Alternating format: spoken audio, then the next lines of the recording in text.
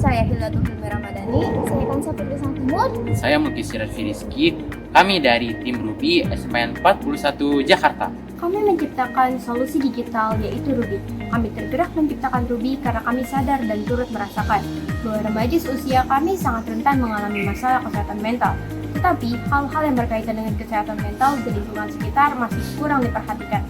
Kondisi tersebut pastinya dapat menyebabkan menurunnya kualitas produktivitas dalam kehidupan sehari-hari, bukan? Kami berharap aplikasi Ruby dapat berkontribusi dalam menangani dan meningkatkan kualitas kesehatan mental serta produktivitas, khususnya bagi remaja seusia kami yang merupakan penerus bangsa. Aplikasi Ruby terdiri dari dua fitur utama, yaitu fitur cermin dan fitur Dharma.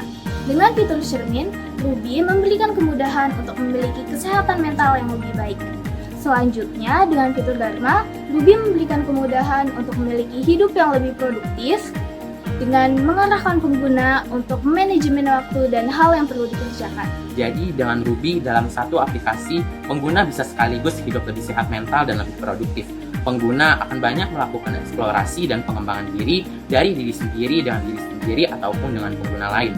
Menariknya, di Ruby, pengguna dapat lebih terbuka ketika berinteraksi dengan pengguna lain, karena identitas pengguna tidak akan tersebar dan keamanan privasi pengguna terjamin.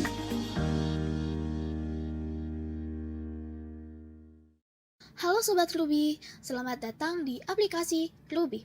Ini adalah tampilan beranda utama Ruby.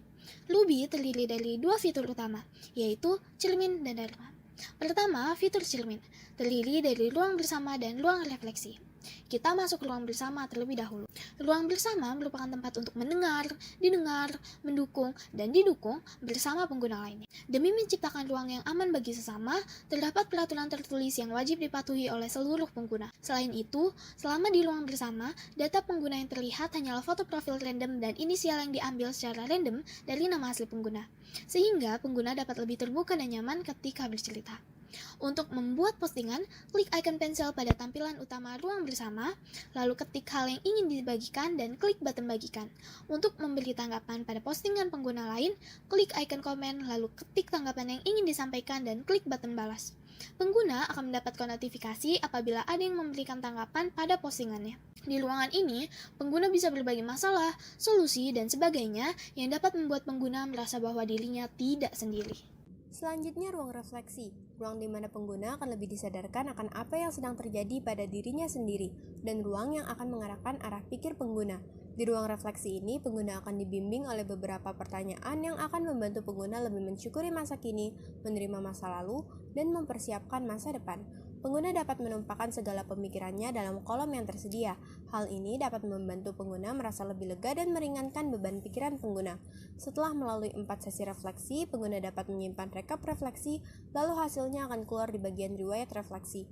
Jika sewaktu-waktu pengguna ingin melihat kembali hasil refleksi, pengguna dapat klik sesuai waktu riwayat refleksinya, maka hasil rekap refleksi akan keluar.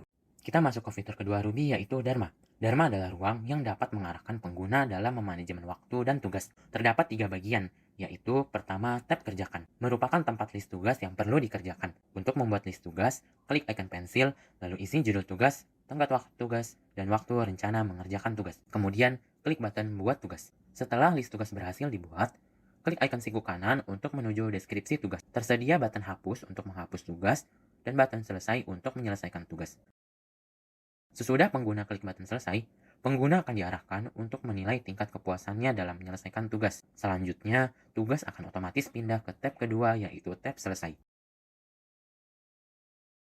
Tab selesai adalah tempat list tugas yang telah pengguna selesai kerjakan, disertai keterangan nilai tingkat kepuasan pengguna pada tugas tersebut. Apabila tugas sudah di list, namun belum dikerjakan dan sudah lewat tenggat waktu, tugas otomatis akan pindah ke tab ketiga, yaitu tab terlewat. Meskipun demikian, pengguna tetap dapat menyelesaikan tugas tersebut. Bedanya, saat pengguna klik button selesai untuk menyelesaikan tugas yang terlewat, pengguna akan melakukan sedikit refleksi terlebih dahulu, sehingga diharapkan dapat menjadi lebih baik lagi ke depannya. Sekian, terima kasih.